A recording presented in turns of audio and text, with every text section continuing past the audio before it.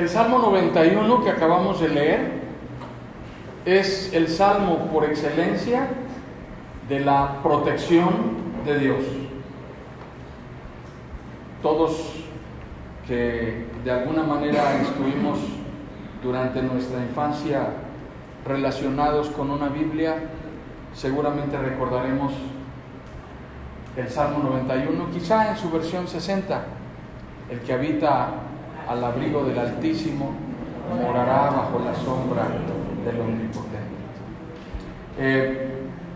Yo recuerdo vivamente este salmo porque es uno de los salmos que mi madre frecuentemente repetía, y es un salmo que ella insistió en que yo memorizara, y mis hermanas también, pero es un salmo que tiene significado también para mí, para mi vida en lo personal, no solamente por la fe de mi madre, no solamente por la herencia de certidumbre que mi madre me transmitió a través de este salmo, al igual que el Salmo 23, por ejemplo, o el Salmo 46, sino también porque en la propia experiencia, en el propio caminar de la vida, tenemos esta forma de certidumbre de hallar en el Salmo 91 una palabra que nos da esperanza y seguridad. Seguridad es un anhelo humano, todos queremos tener seguridad. Desafortunadamente no siempre estamos suficientemente conscientes de que la seguridad es, junto con el anhelo, un temor, porque perderla o no tenerla, o no encontrarnos en las circunstancias que deseamos tener de seguridad, nos acompaña la incertidumbre, el temor. La noche del viernes pasamos a descansar a Orizaba, veníamos acompañados de amigos pastores y decidimos detenernos para pernoctar allí en un hotel conocido. Y después de cenar, los pastores dijeron: queremos caminar un poquito para conocer aquí la ciudad y también para bajar la cena, parece que cenamos muy fuerte. Y yo les recomendé, hicieron una remodelación del río que atraviesa la ciudad. Orizaba se llama también comúnmente, coloquialmente, Pluviosilla, la ciudad de las lluvias. Y entonces les recomendé que fueran por el río, que fue arreglado como una posibilidad de visita turística. Pero al día siguiente en la mañana, cuando nos reunimos para emprender nuestro camino, les pregunté: ¿qué tal? ¿Cómo les fue en el río? Me dijeron: no nos sentimos confiados porque estaba muy solitario y nos dio temor aventurarnos a caminar por el río, a solas, un lugar desconocido. Cualquiera pensaría: son pastores, porque tienen miedo. Es igual que si pensáramos: son hijos de Dios, porque tienen miedo. Bien, la razón es que el miedo es inherente a nuestra naturaleza humana. Tenemos miedo por una esencial causa de naturaleza. Tenemos miedo porque no somos Dios. Somos humanos. Y como humanos somos vulnerables. Y la vulnerabilidad es una constante para nosotros. Tenemos miedo a una infinidad de cosas: lo desconocido, lo incierto, lo inesperado, el mal. Tenemos miedo a la oscuridad. Cuando yo era niño, mi abuela me mandaba a apagar la luz del patio y había que atravesar el chorizo que era la casa, y era una tras otra, las puertas a la derecha y todo aquel corredor para llegar hasta el fondo, y allá estaba el apagador. Yo les puedo garantizar por mi vida que cuando yo venía caminando de regreso en la oscuridad, después de apagar la luz, yo escuchaba pasos detrás de mí y me aterrorizaba la idea de saber que alguien venía siguiéndome. Y no fue hasta que pasé la adolescencia que me di cuenta que los pasos que yo escuchaba eran los bajos de mi pantalón que sonaban. Pero uno tiene temores. Y uno piensa que algo va a pasar. Los niños no se pueden dormir cuando piensan que debajo de su cama duerme un monstruo. Y necesitan que su mamá y que su papá estén con ellos. Y a veces los dejamos creyendo que ya se durmieron y vuelven a llamarlo. Y el pretexto es que quieren un poquito de agua. Y siempre quieren que uno esté allí. Y el temor es lo que no les permite conciliar plenamente el sueño. Vivir debe ser entonces un acto atrevido en el cual nos podamos sobreponer al temor. Pero no es posible atrevernos a esto si lo hacemos nosotros solos. Y esto es lo que nos dice el Salmo. Lo que nos dice el Salmo es que nosotros necesitamos de la protección, el albergue, el resguardo que Dios nos da. No fuimos creados para enfrentar la vida a solas. Dios nos creó para acompañarnos en el trayecto de la vida y alejar de nosotros cualquier temor. Esa es la esencia del mensaje del Salmo 91. Es la esencia de nuestra existencia. Vivir debe ser un acto atrevido de fe, en el cual deposites toda tu fortaleza y certidumbre en las promesas de protección de Dios. Dios ha ofrecido darnos su protección. Así que cuando entendemos esto, entendemos que sobrevivir a nuestros miedos es algo en lo cual dependemos de la gracia de Dios, del cuidado de Dios, de la cercanía de Dios en nuestras vidas, de la protección que Él nos da. No tenemos que enfrentar nuestros temores solos. Habremos de hacerlo acompañados por el Señor. Por eso el salmista dice en el versículo 2: yo le digo al Señor, tú eres mi refugio, mi fortaleza, el Dios en quien confío. Dense cuenta que el Salmo comienza con una enfática declaración de fe, en donde el protector está bien identificado. Bien identificado. ¿Cuántos de ustedes se pueden acostar a dormir tranquilos en Cuernavaca, con sosiego y reposo, pensando, el Estado me protege? ¿Cuántos de ustedes pueden atravesar por las calles una vez oscurecido el día pensando, estoy a buen resguardo, los sistemas de seguridad me amparan? No importa la hora de la madrugada en la cual yo arribe a la ciudad, en la terminal, no importa a la hora. A esa hora yo sé que estaré a buen resguardo, porque esos esquemas de seguridad que llevan unas luces arriba y que están patrullando por la ciudad, me comunican la certidumbre de que voy a estar bien. Nadie se atreverá a atentar contra mi integridad. Yo, señorita, puedo atravesar saliendo de la escuela a las 10 de la noche. No hay de qué preocuparse. Me puedo subir en cualquier taxi. ¿Es esto un discurso común en nuestros tiempos? En realidad no lo es. Y no lo es porque no encontramos garantía de protección en quien creemos debiera protegernos. Yo estoy sorprendido de la facilidad con la cual arrebatan de los brazos de su madre o de su padre a niños recién nacidos, y ese es el anuncio que dan. Fue arrebatado de los brazos de su madre. Y uno dice, ¿cómo es posible eso? ¿Está sucediendo esto en realidad? ¿Cómo gente está desapareciendo con la facilidad con que desaparece? Y nadie más vuelve a saber de él. Así que nuestro resguardo y protección en la vida está vinculado a un acto de fe que nos hace vivir de manera temeraria para levantarnos cada día y decir, Dios, guarda mi vida. Dios se ocupa de mí. No estoy desamparado. La causa real de nuestro temor tiene una respuesta radical y determinante en el Salmo 91. Podemos vivir confiados. Tenemos temor por el mal que es visible, evidente, pero también tenemos temor por el mal insospechado, el mal inesperado, el mal desconocido,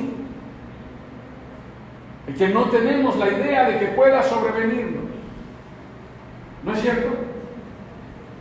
Así que nos aventuramos a hacer cosas como, por ejemplo, ir al laboratorio y que nos hagan un estudio. Y de repente nos entregan un sobre que va a ser llevado a nuestro médico y nosotros quisiéramos saber qué dice adentro. Pero sabemos también que aunque lo abriéramos y lo leyéramos, no entenderíamos lo que dice.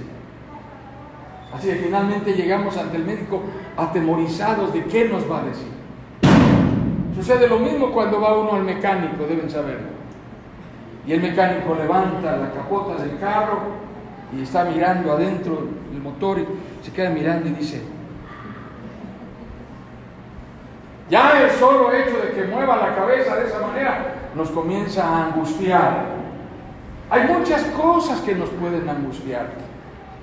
Estos temores están bajo la soberanía protectora de Dios. Nada escapa a ese acto soberano protector de Dios. Hermanos, no somos parias o indigentes. Somos hijos de Dios. Y Dios se ocupa de sus hijos. Cuida de nosotros. Ahora bien, el corazón de toda certidumbre fundada en la acción de Dios para protegernos está por encima de la circunstancia temporal. Todo lo que nos atemorice, hermanos, es temporal. Todo, piensen. Todo lo que nos atemorice es temporal. Nos atemoriza estar enfermos, bien sea que nos vamos a curar o no, es temporal.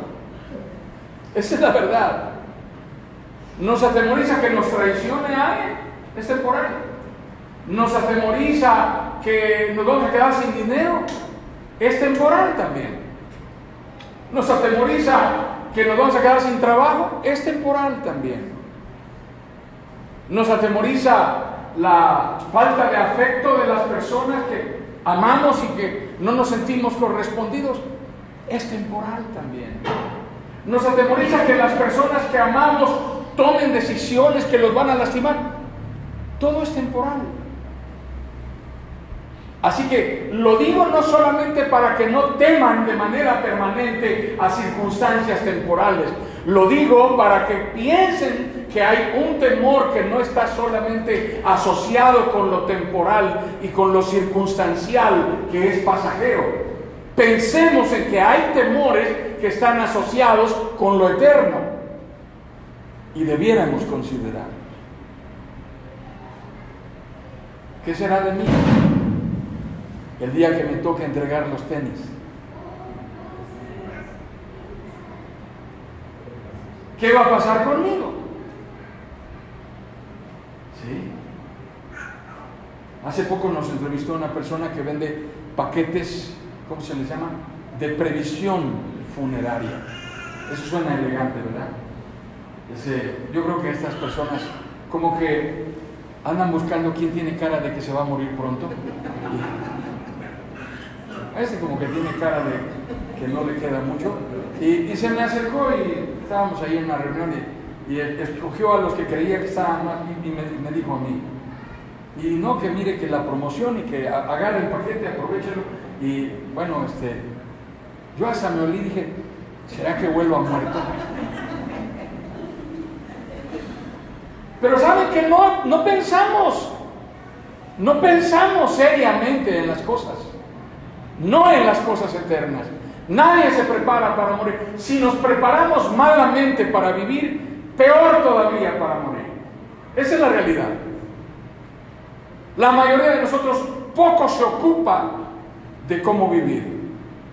Nos apremia la ansiedad, nos apremia la angustia, nos apremia lo urgente y no nos preocupamos tanto por planear, por prever.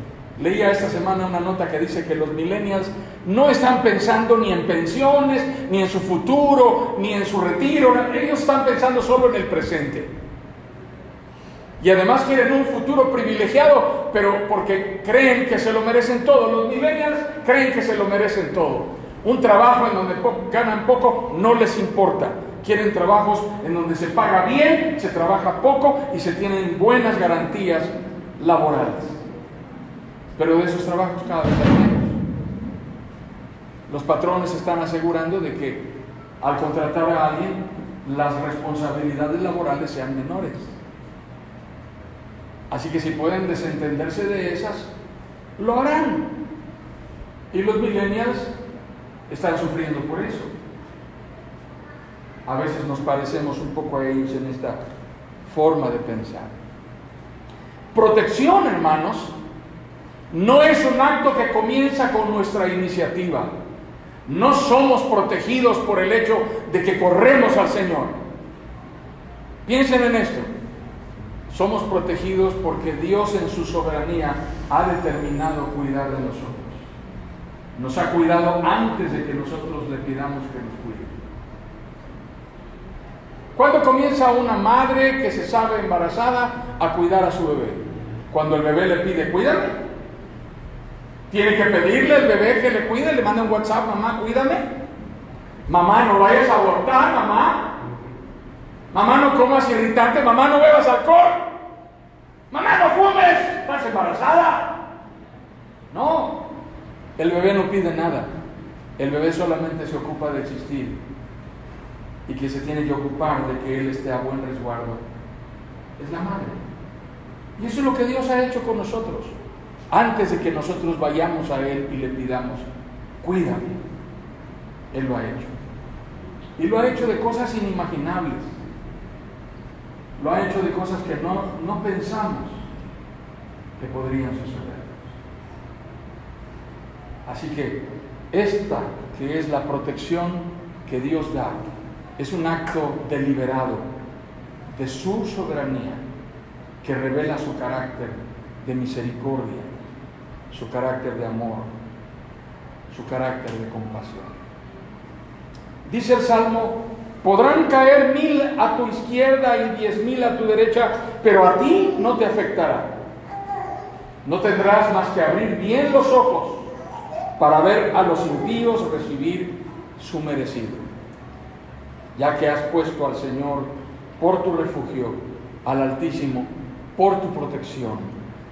Ningún mal habrá de sobrevenirte, ninguna calamidad llegará a tu hogar, porque Él ordenará que los ángeles, sus ángeles, te cuiden en todos sus caminos, en todos tus caminos. Con sus propias manos te levantarán para que no tropieces con piedra alguna. Dios nos ha guardado en circunstancias en las que ni siquiera nos hemos percatado del peligro inminente frente a nosotros. Una vez veía yo, porque los tigres estaban allí detrás, y el niño que estaba parado de espaldas nunca se dio cuenta de que mientras la mamá preparaba la cámara para tomar la foto, el tigre se agazapó en posición de ataque, vigiló a su presa y se lanzó sobre el niño. Si el vidrio no hubiese estado allí, el niño hubiese sido presa de esa fiera. Muchas veces pasa eso en nuestra vida, nosotros ni siquiera nos damos cuenta. A veces nos quejamos de la protección de Dios y nos dolemos de que Dios meta las manos para quitar de nosotros lo que nos va a hacer daño, porque pensamos que lo que nos va a hacer daño era algo que abrazábamos con tanta fuerza y pensábamos que era lo mejor para nuestra vida. Pero así Dios ha quitado de tu mano personas, relaciones, recursos, situaciones, circunstancias que tú tenías firmemente sujetas. Y que Dios dijo, no, no es lo que tengo para ti. Te lo voy a quitar. Te lo voy a quitar. Quienes han sido madres saben lo que es un niño que acaba de regresar de una piñata con un de estos conos, los picos de las piñatas, lleno de dulces. ¿Han visto a niños así? Bueno, lleno de dulces. ¿Cuál es el proyecto de un niño que llega a su casa tan feliz con un cono de estos lleno de dulces? Comérselos todos en una sola sentada. ¿Y qué hace su mamá? No, mijito, no. Esto va a ser para todo el mes, ¡todo el mes! El niño dice, ¿cómo va a ser? Esa es una invasión a mis derechos humanos. Yo quería comérmelo, yo me los gané, yo me revolqué, le rompí los dientes y la cara a 3 para poderme quedar con estos dulces. ¿Por qué mi mamá no me los da? A veces nos aferramos a cosas de las cuales no nos damos cuenta que pueden significar un gran daño en nuestra vida. Y en un acto de protección, Dios quita de nosotros lo que nos va a lastimar. Reconozcamos que hay causas de temor que nos provocan incertidumbre y angustia, pero cuyo origen real, pensemos en esto, causas que nos provocan temor, incertidumbre, angustia, cuyo origen real no es la falta de protección de Dios. No es que Dios no me cuidó. No es que Dios no estuvo atento cuando esto estaba a punto de pasarme. No es que Dios no mostró su amor por mí. No. A ese tipo de causas en las cuales sufrimos temor, ansiedad, angustia, y que no son actos deliberados en los cuales Dios no nos cuidó, les vamos a llamar consecuencias. Son consecuencias. Si tienes miedo de algo que te puede suceder, si tienes miedo de algo que podría pasar, en lo cual sientes que Dios no te va a acompañar, en lo cual sabes que no estás caminando de la mano con Dios, pregúntate, ¿a dónde voy? Pregúntate, ¿qué es lo que estoy haciendo? Cuestiónate a ti mismo, ¿con quién o con quiénes me estoy relacionando? ¿Con quiénes me llevo? ¿Con quiénes voy? ¿Con quiénes hago lo que voy a hacer? ¿A dónde fui? ¿Qué decisiones estoy tomando? Pregúntate, ¿qué consecuencias no consideré cuando decidí hacer esto? Yo quiero que Dios me cuide de una cirrosis hepática, pero no dejo de beber.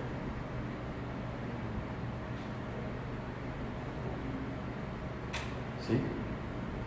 Yo quiero que Dios me cuide de un embarazo no deseado, pero no dejo de vivir promiscuamente.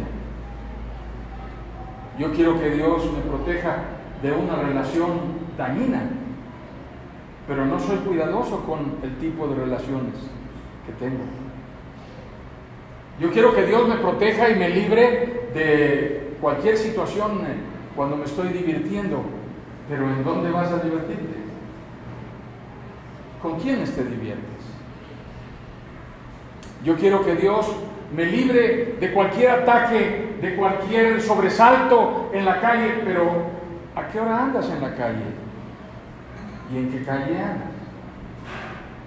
Entonces, consecuencias son el resultado de decisiones que nosotros hemos tomado, en las cuales nosotros hemos prescindido del cuidado de Dios y le hemos dicho al Señor, déjame, yo me cuido solo.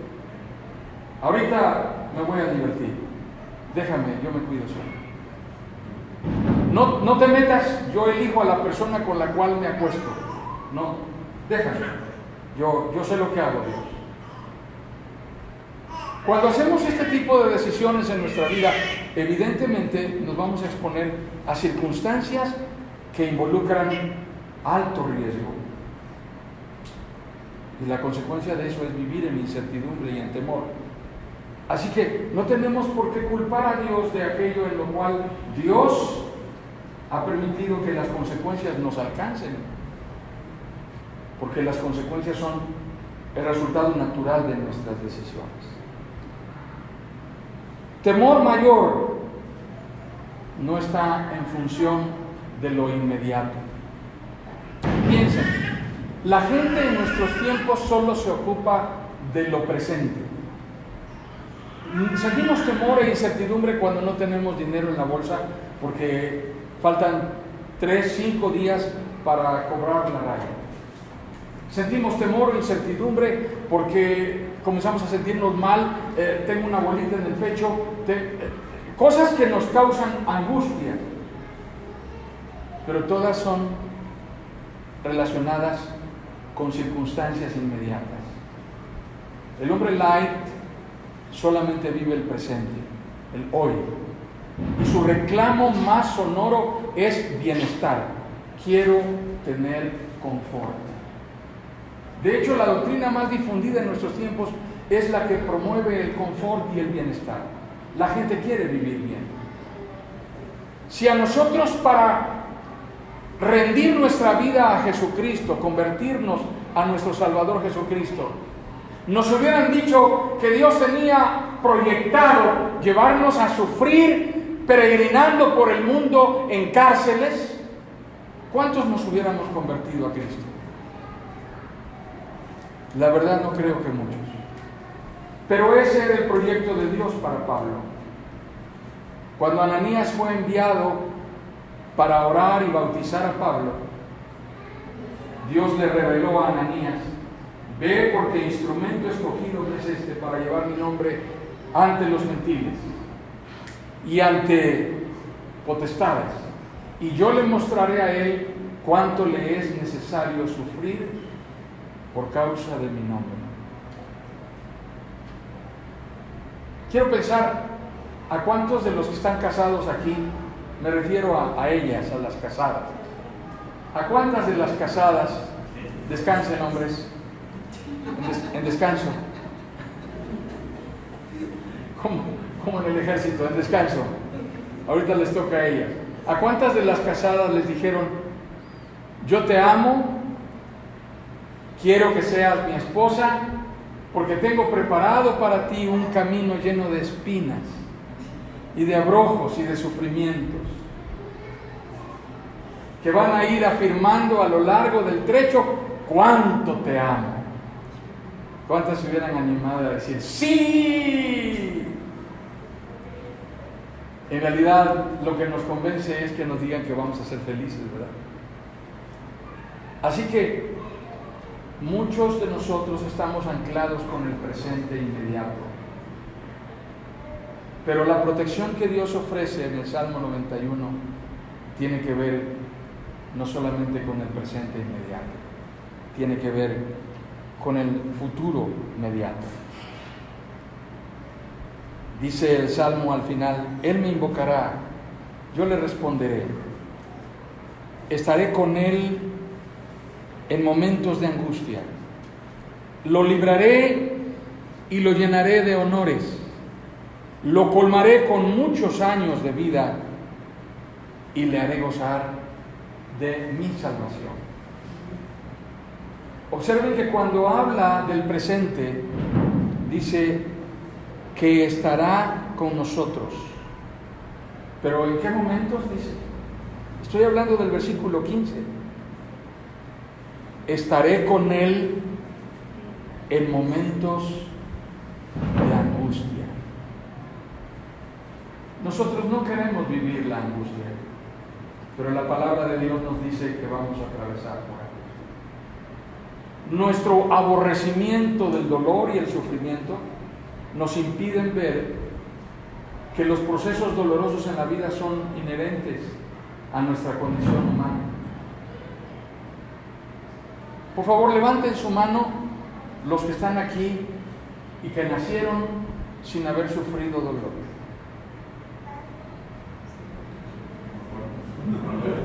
No se acuerdan, pero a todos les tocó sufrir dolor. Aún los que nacieron por cesárea. Después de haber nacido, les dieron una buena nalgada para que lloraran y se supiera si les funcionaban los pulmones. Así que el dolor es inherente a procesos significativos de la vida que no por ser dolorosos debemos menospreciar.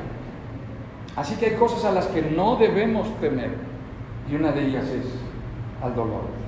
No debemos temer a los procesos y a los propósitos divinamente determinados. Si es Dios quien me está llevando por este camino, voy. No tengo temor. Estoy dispuesto a ir. ¿Qué tiene que pasar alguien para ser médico? ¿Han pensado en eso? ¿Qué tiene que pasar alguien para ser enfermera o enfermero? ¿Qué tiene que pasar alguien para ser bombero? ¿Qué tiene que pasar cualquiera de nosotros para dedicarse a lo que se dedica? Le preguntamos a Huguito, ¿a qué te dedicas, Huguito? No, pues yo soy un experto en instalaciones relacionadas con seguridad, instalaciones de televisión y este tipo de cosas para recibir señales satelitales. Experto en todas estas. ¡Ay, qué bonito trabajo! Sí, hay que pasarse el día encaramado en una escalera con el sol encima, a veces más de 8 horas. Entonces, todos tenemos que padecer un poco por los trabajos que hacemos. Algo. Y no por eso dejamos nuestro trabajo, ¿no es cierto? Las mujeres, después de 3 o 4 hijos, dicen, ya no quiero tener otro hijo porque es muy doloroso y volver a empezar. Pero ya hay 4, o sea, sí, ¿han pensado en eso? Parece que el presidente AMLO ahora ha decretado que el primer hijo lo van a tener las señoras y el segundo los señores, para que en México nada más haya matrimonios de 2 hijos. Piensen que las cosas dolorosas no son malas por ser dolorosas. Algunas cosas son buenas aún siendo dolorosas. Es doloroso una cirugía, pero si una cirugía va a traer salud, es necesario hacerla, aunque sea dolorosa. Y la aceptamos. Nos presentamos a la plancha de cirugía para ser operados. Y lo hacemos determinados, aunque tengamos temor. Y vamos allá porque tenemos la esperanza de que nos recuperaremos. No importa. Podríamos ser capaces de hacerlo hasta 3 veces en un mismo tipo de cirugía, porque la primera y la segunda no salió bien, ¿verdad? Así que aprendemos a sobrellevar el dolor sin temor, porque estamos dispuestos a aprender a vivir a pesar del miedo, porque nuestra confianza debe estar puesta en el Señor. Nuestra confianza debe estar puesta en el Señor. Hay una verdad que es la verdad rectora, la más esperanzadora. La verdad más esperanzadora de todo el sistema de doctrinas de la cristiandad. Esta verdad sostiene que Dios se ha ocupado, se está ocupando y se ocupará de nosotros, porque somos sus hijos. Que el Señor nos bendiga. Amén.